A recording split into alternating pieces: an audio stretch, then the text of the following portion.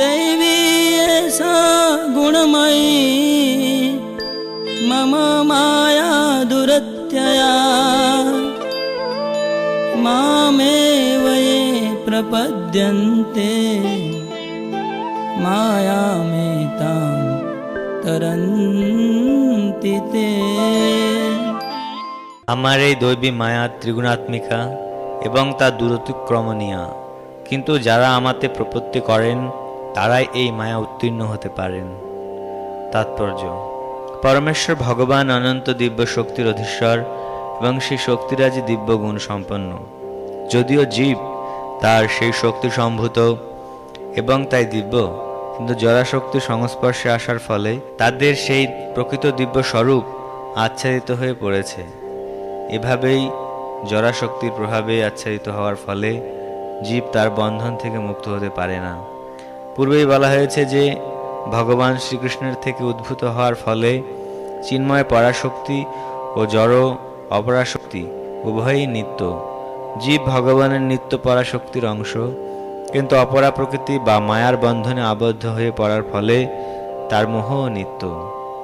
তাই জড়জগতের বন্ধনে আবদ্ধ জীবকে বলা হয় নিত্যবদ্ধ। জড়জগতের সময়ের হিসাবে কেউ বলতে পারে না জীব কবে বদ্ধ অবস্থা প্রাপ্ত হয়েছে। তাই এই জড়জগতের বন্ধন থেকে মুক্ত হওয়া তার পক্ষে অত্যন্ত কঠিন। জড়া প্রকৃতি যদিও ভগবানের অনুৎকৃষ্ট শক্তি, তবুও পরমেশ্বর ভগবানের পরম ইচ্ছার দ্বারা পরিচালিত হওয়ার ফলে ভগবানের উৎকৃষ্ট শক্তি জীব তাকে অতিক্রম করতে পারে না বা তার প্রভাব থেকে মুক্ত হতে পারে না। অনুৎকৃষ্ট জড়াশক্তি বা মায়াকে ভগবান এখানে দৈবী বলে অভিহিত করেছেন, কেননা তা পরমেশ্বর ভগবানের সঙ্গে সম্পর্কিত।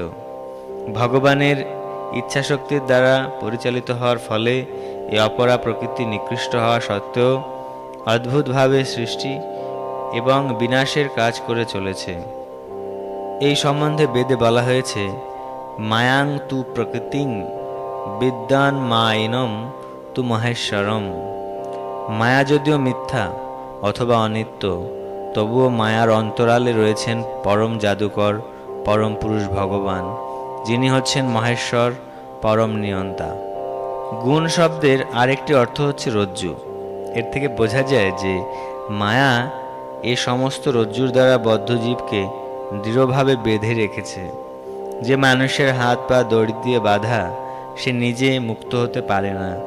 মুক্ত হতে হলে তাকে এমন কারো সাহায্য নিতে হয় যিনি নিজে মুক্ত, কারণ যে নিজেই বদ্ধ সে কাউকে মুক্ত করতে পারে না। অর্থাৎ মুক্ত পুরুষেরাই কেবল অপরকে মুক্ত করতে পারেন। তাই ভগবান শ্রীকৃষ্ণ অথবা তার প্রতিনিধি শ্রী গুরুদেবই কেবল বদ্ধজীবকে জড়বন্ধন থেকে মুক্ত করতে পারেন। এই ধরনের পরম সাহায্য ব্যতীত জড়া প্রকৃতির বন্ধন থেকে মুক্ত হওয়া যায় না। ভক্তিযোগ বা কৃষ্ণ ভাবনা এই মুক্তির পরম সহায়ক হতে পারে। শ্রীকৃষ্ণ হচ্ছেন মায়াশক্তির অধীশ্বর, তাই তিনি যখন এই অলঙ্ঘনীয় মায়াকে আদেশ দেন কাউকে মুক্ত করে দিতে, মায়া তৎক্ষণাৎ তার সেই আদেশ পালন করেন।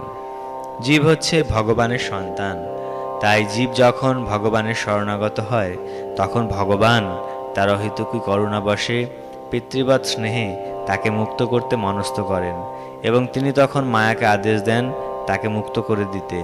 তাই ভগবানের চরণ কমলের শরণাগত হওয়াটাই হচ্ছে কঠোর জড়া প্রকৃতির কবল থেকে মুক্ত হওয়ার একমাত্র উপায়। মামেব কথাগুলিও তাৎপর্যপূর্ণ। মাম মানে শ্রীকৃষ্ণকে বা বিষ্ণুকেই বোঝায়, ব্রহ্মা কিংবা শিব নয়। যদিও ব্রহ্মা এবং শিব অসীম শক্তি সম্পন্ন এবং তারা প্রায় বিষ্ণুর সমকক্ষ, কিন্তু ভগবানের এই রজগুণ ও তমগুণের গুণ অবতারেরা কখনোই জীবকে মায়ার বন্ধন থেকে মুক্ত করতে পারে না। পক্ষান্তরে বলা যায়, ব্রহ্মা এবং শিব মায়ার দ্বারা প্রভাবিত, বিষ্ণুই কেবল মায়াধীশ। তাই তিনিই কেবল বদ্ধ জীবকে মায়ার বন্ধন থেকে মুক্ত করতে পারেন। এই সম্বন্ধে বেদে প্রতিপন্ন করা হয়েছে তমেব বিদুত্বা, অর্থাৎ শ্রীকৃষ্ণকে জানার মাধ্যমেই কেবল জড়বন্ধন থেকে মুক্ত হওয়া যায়। স্বয়ং মহাদেব স্বীকার করেন যে বিষ্ণুর কৃপার ফলেই কেবল মুক্তি লাভ করা যায়। তিনি বলেছেন, মুক্তি প্রদাতা সর্বেষাম বিষ্ণুরেব ন সংশয়। ভগবান শ্রী বিষ্ণুই যে সকলের মুক্তিদাতা, সেই সম্বন্ধে কোনো সংশয় নেই। न मां दुष्कृतिनो मूढा